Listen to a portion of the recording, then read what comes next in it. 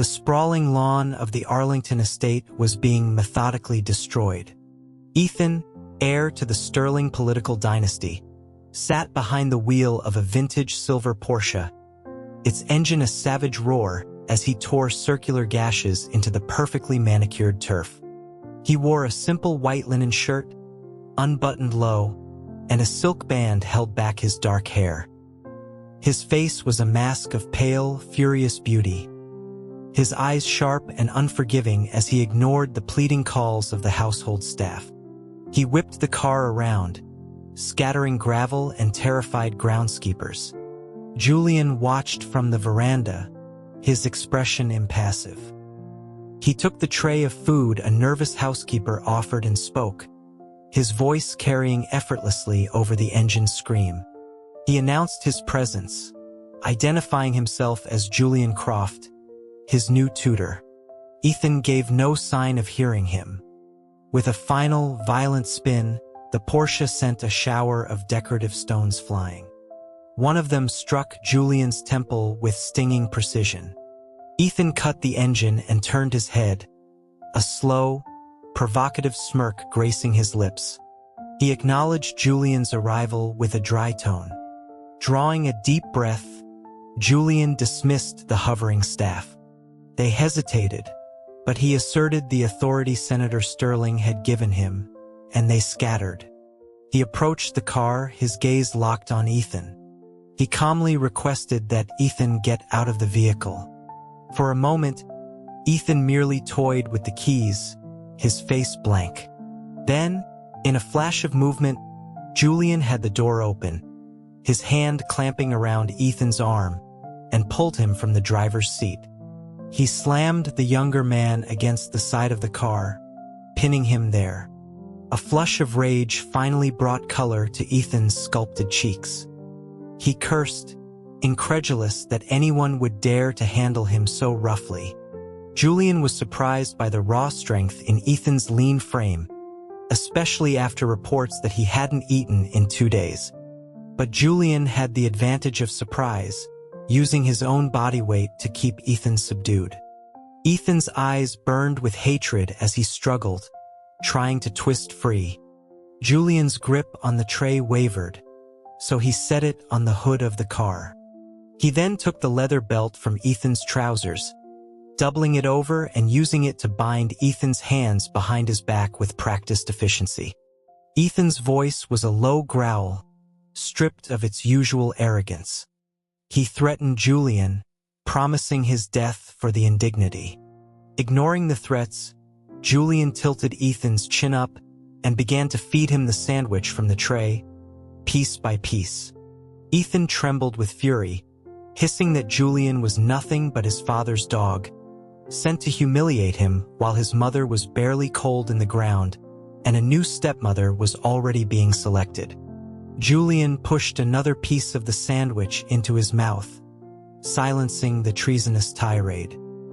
He informed Ethan, in a stern, quiet voice, that he was his teacher and would not tolerate such insults.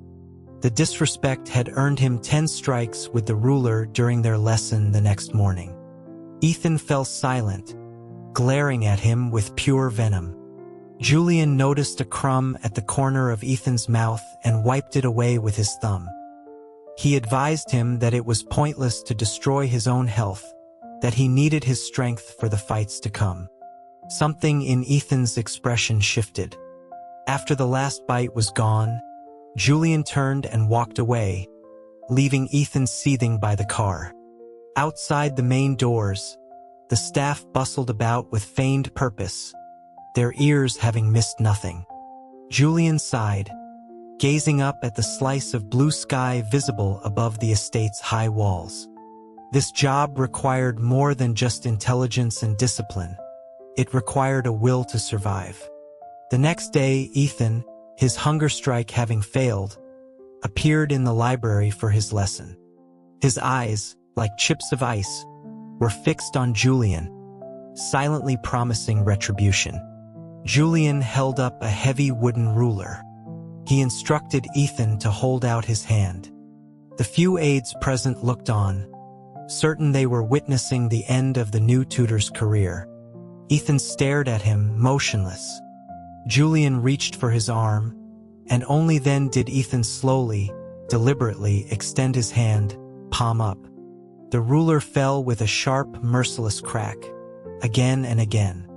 Ethan's face remained a blank canvas, not even a flicker of pain in his brow.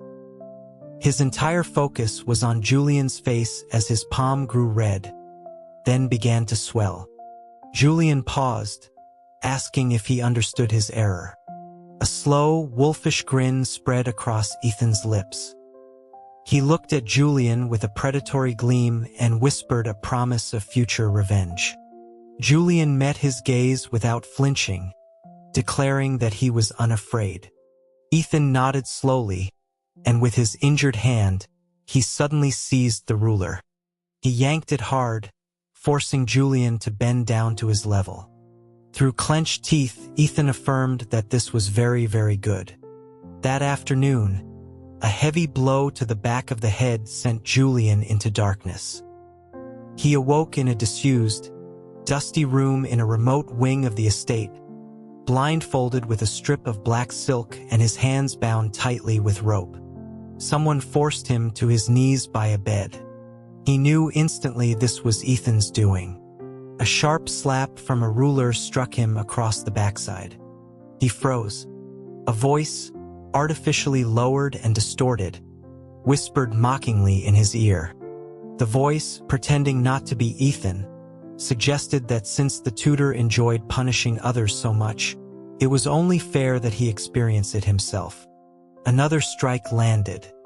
Julian tensed, struggling against his bonds, but could do little more than writhe. He hissed Ethan's name. The voice chuckled. It denied being Ethan, reminding him that many people loyal to the Sterlings were present at the lesson that morning, and that Julian shouldn't make baseless accusations. Rage and humiliation burned in Julian's ears. Instinctively, the figure behind him reached out and rubbed his earlobe. Julian recoiled sharply, his voice dripping with sarcasm as he asked if his attacker was some friend of Ethan's, defending his honor. He hadn't realized someone like Ethan, with his vicious temperament, was capable of having friends. The breathing behind him stopped for a second. Julian knew he had misspoken. The ruler was tossed aside. A hand clamped onto his waist, and then he was being spanked, hard with an open palm. Julian instinctively clenched his muscles, tightening his legs, but Ethan, even in his anger, was perceptive. He noticed the subtle shift. He paused. A cruel, playful malice crept into his tone. He feigned surprise, remarking that for such a cold and imposing tutor, his body was surprisingly responsive. Julian's entire body went rigid. He forgot his carefully constructed dignity and swore under his breath. He had a secret that, given his family's reputation and his professional role, could ruin him. He was gay. He had never imagined that the first person to discover this would be Ethan, the boy who seemed to despise him. Julian denied the accusation, calling it nonsense. But he knew Ethan. Beneath the handsome, polished exterior was a dangerous and cruel mind, spoiled by a lifetime of indulgence. Ethan's voice was a purr of mock inquiry, asking if he was wrong, if Julian's body wasn't as sensitive as it seemed. He offered to confirm his findings. The pressure of his hand became heavier, slower, more exploratory. Julian commanded him to stop, but Ethan interrupted him with feigned confusion, reminding him that he wasn't Ethan, and that the tutor should listen more carefully. Each word was punctuated by a change in the pressure of his hand, a rhythm that drew an involuntary gasp from Julian's lips. Then he lost control. When it was over, Julian clenched his fists, burying his face in the soft mattress, his body stiff with shame. The room was deathly quiet. Ethan, too, was silent. His hand, still hovering in the air, trembled slightly. After a long moment, he finally spoke, his voice strained with a desperate, masculine panic. He asked what this was. He sounded weak, grasping at straws, asking if it was water, if Julian had spilled a glass. He repeated the question, his voice cracking. Julian let out a hollow laugh, a sense of bitter satisfaction cutting through his humiliation. His voice was ice as he asked if they were finished, and if so, to untie him. A moment later, his wrists were free. He tore off the blindfold. The room was empty, the door wide open. His chest heaved with silent fury. Ethan Sterling. He was a piece of work. A strange equilibrium settled between them. Ethan no longer acted out, arriving punctually for their lessons each morning. In return, Julian ignored him, offering no praise or criticism, treating him as if he were invisible. Sometimes, Ethan would just stare at him, a dazed look on his face. If Julian's gaze accidentally met his, Ethan would scowl and quickly look away, as if disgusted by the thought that Julian, a deviant, might find him attractive. Julian remained indifferent, which only seemed to anger Ethan more. After one lesson, Ethan's younger brother, Leo, handed Julian a draft of his college application essay, asking for his guidance.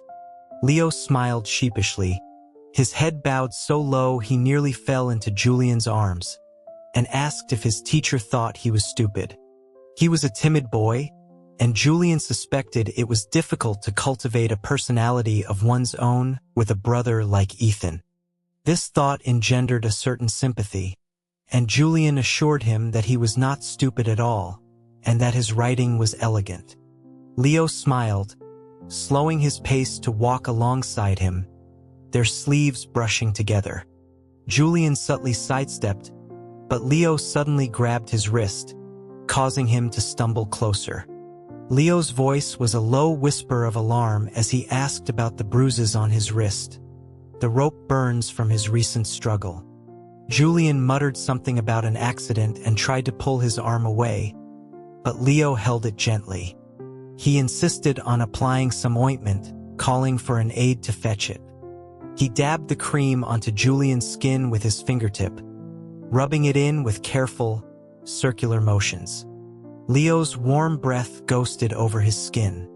Julian's body, ever the traitor, reacted instantly, every nerve ending firing as if starved for a man's touch.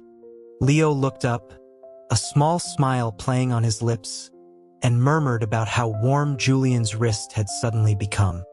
Julian pulled his arm back, about to speak, when a loud crash echoed through the hall. Books, papers, and a laptop had been swept to the floor.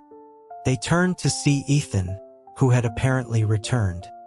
He was casually dusting off his pants, though they were immaculate.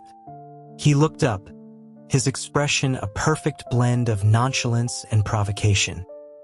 He apologized to his dear brother, claiming he was in a hurry and didn't see the desk in his way. Julian's jaw tightened. Leo, ever the peacemaker, quickly insisted it was his own fault and bent to pick up his scattered belongings. Julian frowned and helped him up, telling him to go on ahead. He would handle this.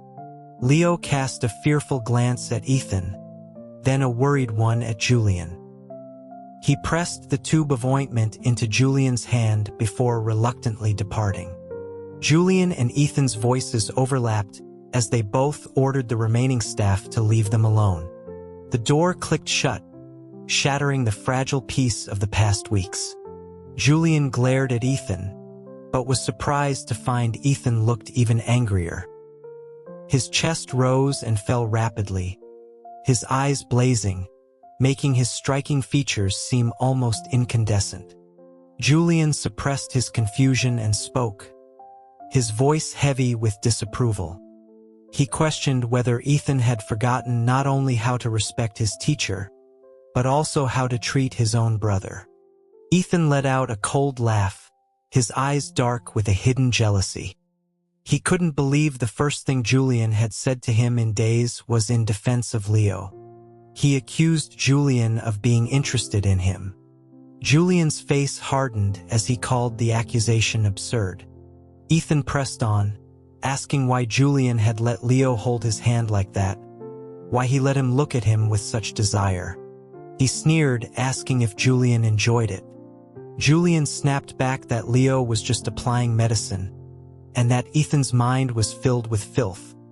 He had had enough of his bullying, his disrespect, and his foul accusations. Ethan's gaze was smoldering. He pointed out that during the morning's lesson, Julian had asked 10 questions of 9 students, but had not called on him once. In every review, every exercise, he was ignored. He demanded to know why. Julian stared at him in disbelief. He asked what the point would be so Ethan could earn a few more strikes from the ruler and then have him dragged off and humiliated again. A cold smile touched Julian's lips. He wondered if Ethan hadn't been satisfied last time and was planning something more. Ethan's expression flickered. Julian continued his taunts, suggesting that for someone so disgusted by gay men, Ethan probably wouldn't dare to do anything himself. He'd likely hire others to do his dirty work. Ethan cut him off flatly, saying he wouldn't. The words sounded surprisingly sincere, but Julian suspected a greater malice was brewing. Ethan hesitated, looking away. After a moment of silence, Julian ventured a guess, his voice low. He asked if Ethan was planning to kill him. Ethan whipped his head back around, his voice sharp with disbelief. He demanded to know what kind of monster Julian thought he was. Julian said nothing. He merely stated that as a mere tutor, he would never dare to insult him. Ethan's lips tightened. Then, as if a switch had been flipped in his mind, his expression changed. He spoke softly, a realization dawning. He accused Julian of testing him, of trying to see how angry he would get, to see if he would expose his secret. He understood now. Julian's dramatic pretense of defiance was all a bluff. A cold dread settled in Julian's stomach. The boy was smarter than he looked. Ethan smiled. "Teacher," he said, "let's make a deal." He offered to be the perfect, respectful student inside the library. But outside of it, Julian would be his plaything. His young eyes held a chilling, bottomless danger. Otherwise, he would tell everyone Julian's secret. Julian looked at him. His worst fear had come to pass. He managed a slight smile. He agreed with one condition. A good student must accept punishment without question. Ethan's throat worked. He was too young to resist the challenge. He agreed, adding that as his plaything, Julian should be careful not to break under his torment. Julian felt a flicker of pity for him. A young, inexperienced boy trapped in a gilded cage. He knew nothing of the world. What did he even know about playthings? It was all empty talk.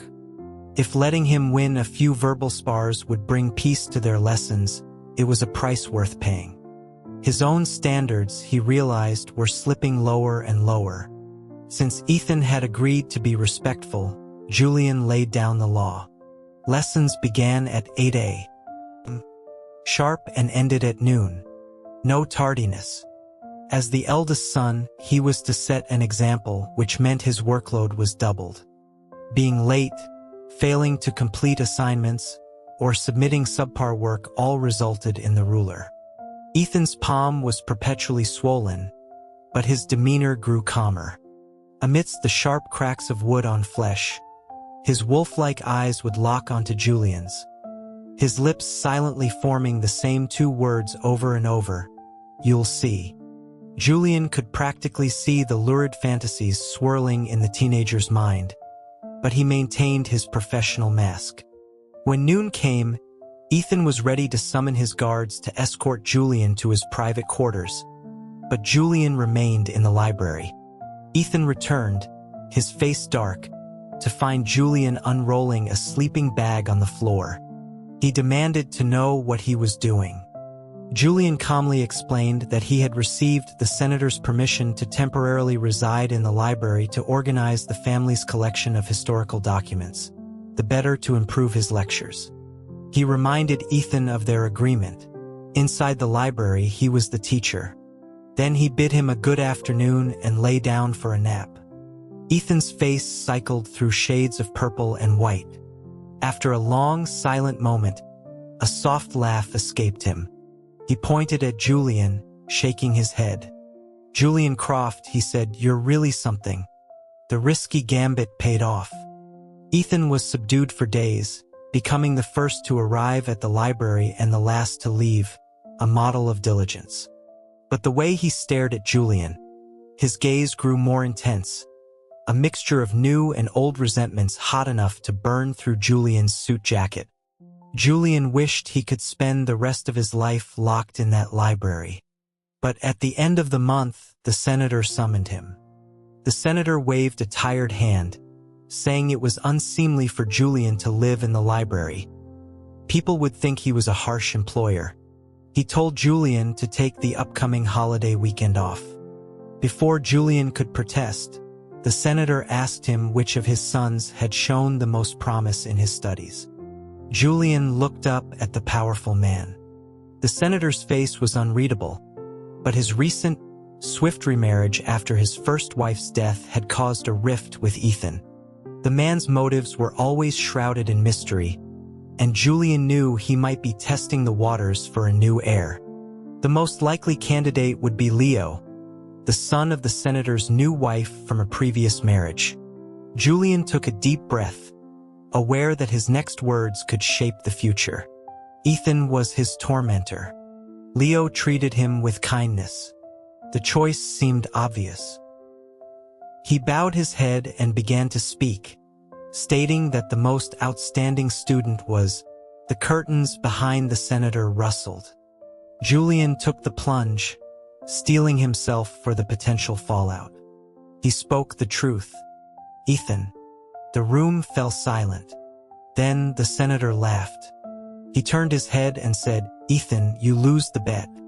Julian froze as the curtain was pulled back to reveal Ethan's beautiful, sullen face.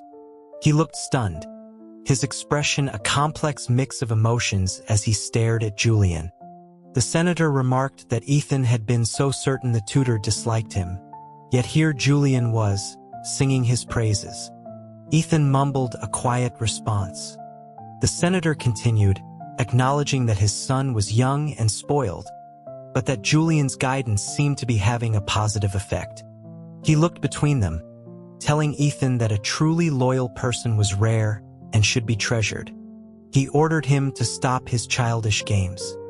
As a final thought, he suggested that since Julian had so many documents to sort, Ethan should help him. Julian's heart sank.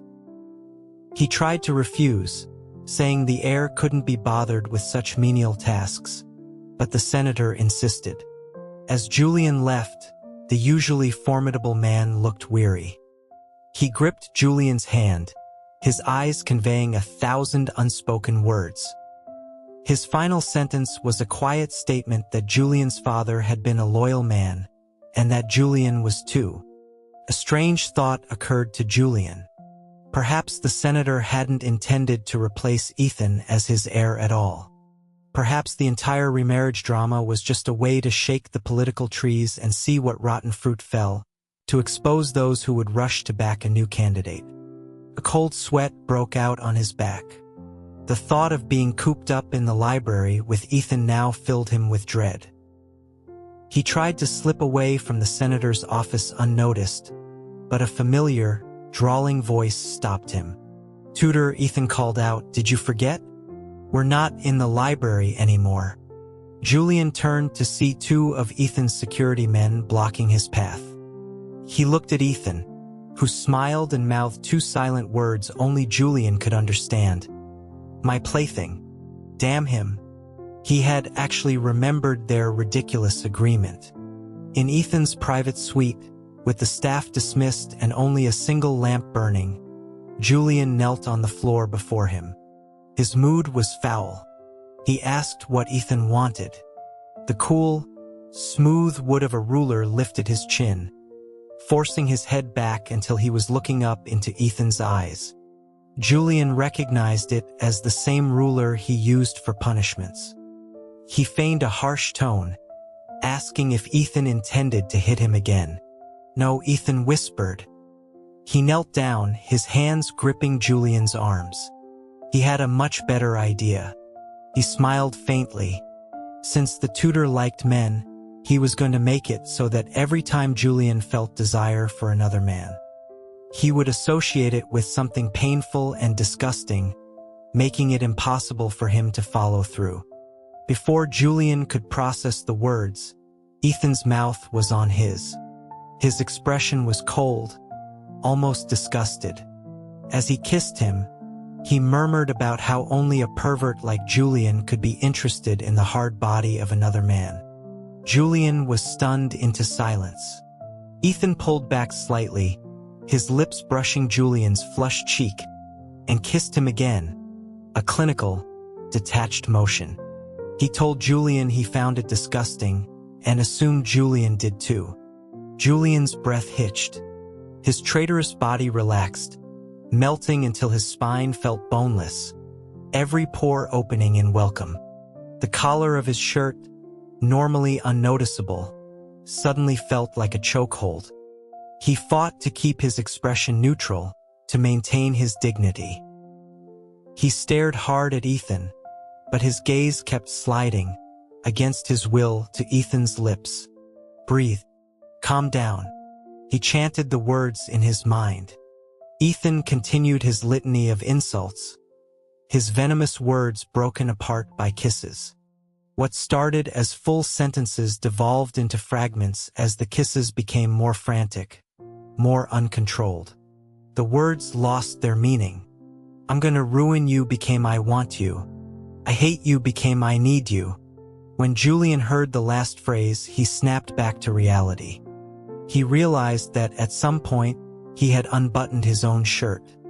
Ethan's thumb was pressed deep into the hollow of his collarbone, and one of his legs was hooked over Ethan's back. He shoved Ethan away. Caught off guard, Ethan stumbled back, landing hard against the edge of his bed.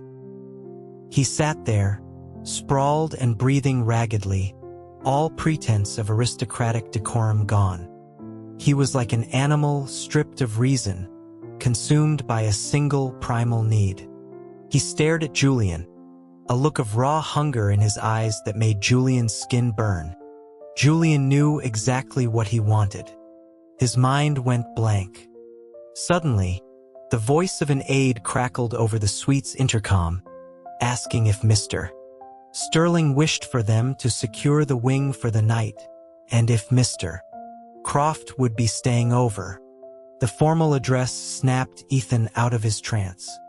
He stammered a frantic "No, that's not necessary." He looked down, his Adam's apple bobbing as he tried to subtly cover the front of his trousers. He stared at a fixed point on the carpet, took a deep, shuddering breath, and physically forced his arousal down. Julian winced in sympathetic pain. Ethan's face was a cold mask as he ordered Julian to leave. Julian thought Ethan had lost his mind, but before he could dwell on it, a greater crisis erupted. The senator suffered a major coronary event. All the pieces clicked into place, the man's recent weariness, his cryptic words. He had known he was ill and had been preparing the path for his son.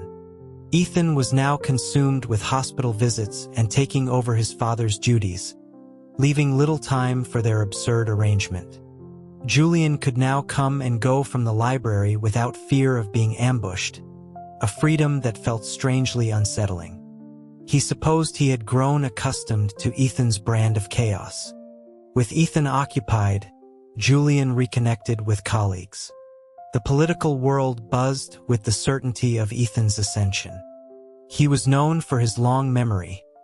Those who had hedged their bets on other candidates were already being sidelined. Everyone whispered that once Ethan officially took power, heads would truly roll. The talk filled Julian with a quiet terror. Sometimes he would catch Ethan looking at him, and Ethan would meet his gaze directly, his eyes dark and consuming. Julian became convinced that Ethan's first act in power would be to have him drawn and quartered. He couldn't wait around for that to happen. He made a decision. That winter, he submitted his resignation, citing a family emergency. On the day of his departure, Ethan, despite his crushing schedule, came to see him off alone, pulling up on a sleek black motorcycle. The sudden appearance of the man behind him sent a jolt of fear through Julian. Ethan looked thinner, the youthful arrogance in his face replaced by a mature, weary gravity. He circled Julian slowly on the bike before killing the engine. He started to speak about the doctor's prognosis for his father, but the words caught in his throat. He swallowed hard before continuing. He would be announcing his candidacy in the spring. His father wanted it that way, for the sake of stability. Julian looked at him in silence. Despite their history, at that moment, all he saw was a young man about to lose his father, and he felt a pang of compassion. Ethan tightened his grip on the handlebars. In that moment, neither of them recognized the note of dependence in his voice when he spoke again. "Julian," he said calmly, "come back in the spring. I want you to be there when I announce. You have to come back. Be there with me. Understood?" Julian nodded. Ethan opened his mouth as if to say more, but then closed it. He waved a hand. "Go," he said, but he was the one who turned and rode away first. Julian watched his retreating figure, his mind a battlefield of doubt, fear, and a strange reluctance. In the end, pragmatism won. "Julian, you've read the history books," he told himself. "How many loyal advisors have been betrayed by the very leaders they helped create?" The thought chilled him to the bone. He turned without a second thought and never looked back. That spring, as the first thaw broke the ice on the Potomac, a fire broke out in a small guest house in rural Virginia.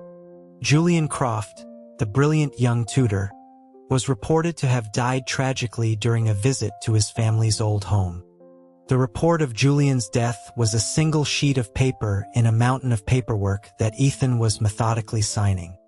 It was late and he was exhausted. He read the words, then read them again before their meaning registered. This dispassionate, formal document was about Julian. He froze. Then came a wave of pure rage. He bellowed at his chief of staff, demanding to know why this report was buried in a routine stack, why it hadn't been brought to him immediately. The aide, stunned, could only stammer that he thought Mr. Sterling disliked the former tutor. Ethan started, but the words died in his throat. He didn't what? Dislike him? If it wasn't hatred, then why had Julian occupied his every waking thought? If it wasn't hatred, what was it? What was it? He sank onto the couch, a terrifying void opening inside him. He remembered their first meeting, Julian's dignified, calm face bathed in sunlight, a sight that had made him want to smash something beautiful, just to see if he could make that composure crack.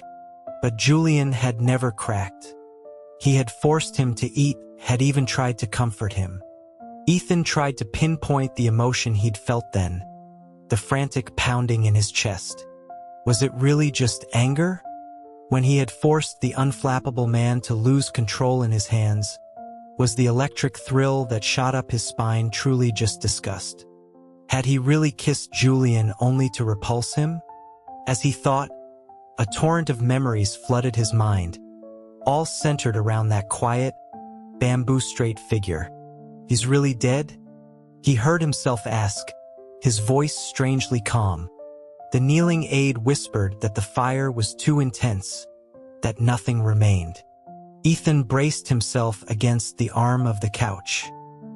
He felt a sharp, acidic sting behind his eyes and raised a hand to rub them, but a wave of blackness washed over him, and he collapsed. The last thing he heard before losing consciousness was the panicked shouts of his staff and a phantom echo of Julian's voice calling his name. The fire was so intense. Nothing remained. How much must it have hurt? It was early summer. Whistling a tune, Julian walked toward the local community center. A few small children ran after him, shouting, "Mr. Lewis is here. Mr. Lewis is here." This small, isolated mountain town in Vermont was his new home. After faking his death, a convenient arrangement involving a missing convict from a local prison. The only person who knew his whereabouts was Leo. As luck would have it, after Ethan took over the family empire, the other siblings were given control of various corporate divisions in different parts of the country. Leo's new territory happened to be New England. He had initially come to Julian's supposed resting place to pay his respects, but something about the official reports from that time struck him as odd. He dug deeper, driven by a fierce loyalty to his former teacher, and after months of searching, he found him. With his help, Julian's new identity was solidified. After the senator passed, Ethan officially became the head of the family. Sometimes, when Julian and Leo shared a drink, Leo would talk about his older brother. He said Ethan was becoming more focused, more formidable. He raised his glass to the moon, confessing that he once thought he could do a better job. But seeing how consumed by work Ethan was now, he was quite happy being a minor executive who could enjoy life. Then, a thought slipped out of Julian almost unconsciously. He asked if Ethan ever mentioned him. Leo reassured him, "Don't worry, teacher. I had someone ask. When Ethan heard the news of your death, he had no reaction at all. He never suspected a thing." For some reason, Julian's heart ached at those words. Leo continued, mentioning other oddities. It was strange enough that Ethan had never publicly mourned his former tutor, but he had also rejected all attempts by his advisors to set him up with suitable partners. The rumor was that he had become obsessed, that at night he slept clutching an old wooden ruler. "Crazy?" Leo muttered, then lowered his voice as if his brother could hear him from hundreds of miles away. He didn't notice Julian had frozen. A ruler. Couldn't be the one he had used to punish him. A wild, impossible thought entered Julian's mind. Could Ethan have had feelings for him? He dismissed it as madness. What neither of them knew was that Leo's assignment to New England was no coincidence. They also didn't know that back in D.C., Ethan was reading through detailed reports from private investigators, reports that chronicled Julian's daily life down to the last detail. His eyes were fixed on the final line of the latest dispatch. Subject spent the evening drinking with Leo Sterling on a rented houseboat. He pulled out the very first report, the one that had sent a jolt of ecstatic relief through him, the one he had read over and over again. Subject is alive. All the questions about why Julian had faked his death no longer mattered. Nothing mattered except that he was back. Ethan spoke to his assistant. "I'm planning a trip north to visit my brothers," he said calmly. "Make the arrangements. Keep it quiet." The assistant nodded and asked where he would like to go first. Ethan's hand rested on the report, his fingers stroking the paper as if it were skin. "Vermont," he said. Leo claimed he had found some new local delicacy he wanted his teacher to try. Julian was immediately suspicious. He found himself being pulled onto a large, modern houseboat, music drifting from its speakers. Leo excitedly pushed him toward a private cabin. He explained that Julian wasn't getting any younger and needed a companion. So he had arranged for a pair of charming sisters, artists from New York, to join them. He said they would be here any minute, then shut the door. Julian sighed and turned. Through a screen of shimmering beaded curtains, he could see the silhouette of a figure sitting on the bed. He cleared his throat, formulating a polite refusal. "Is it just you? Where is your sister?" A cool, familiar voice answered from behind the curtain. "How many more do you want?" Julian froze. He knew that voice. It was a voice that still haunted his dreams. He took an involuntary step back, but the curtain was violently thrown aside. Ethan stood there, his face a mask of jealousy. He strode toward Julian, grabbed his hand, and forced him to lock the cabin door. The soft click of the bolt sounded like a final, intimate verdict. Ethan's eyes were dark pools as his fingers traced the line of Julian's lips. "Treason against the crown," he murmured. "What is the proper punishment for that?" His presence was overwhelming, the scent of his expensive cologne invading Julian's senses. Julian found himself wanting to lean closer, to surrender. He had to admit, even after all the self-denial, that a man like Ethan was crafted from his deepest, most secret desires. He opened his mouth to speak but, realizing his mistake, quickly looked away. He lowered his head, trembling, but Ethan forced his chin up, making him meet his gaze. He should have been furious, should have berated Julian for the deception and the grief he had caused. But his expression softened, and he bent his head, his lips finding Julian's in a deep, desperate kiss. His voice was a bare whisper against his mouth. "Tutor, please, don't ever leave me again." Julian was kissed until he couldn't breathe, until he forgot whether or not he had answered. But it was clear that as the head of the Sterling family, Ethan had developed a great deal of patience. He was willing to give Julian the entire night to think it over. From his own boat nearby, Leo, with an arm around his own date, watched with a mixture of sympathy and concern as a team of stone-faced security in dark suits boarded Julian's houseboat. He peered through the window, trying to gauge his former teacher's safety. But when he saw the houseboat begin to rock gently from side to side in the still water, his concern melted away. He marveled at Julian's composure. The man must have nerves of steel. Even with Ethan's private army bearing down on him, he was still able to calmly entertain himself. Reassured that Julian must have some secret method for getting out of trouble, Leo leaned back and took a leisurely sip of his wine. He sighed in admiration. His old teacher had an incredible attitude. Truly incredible.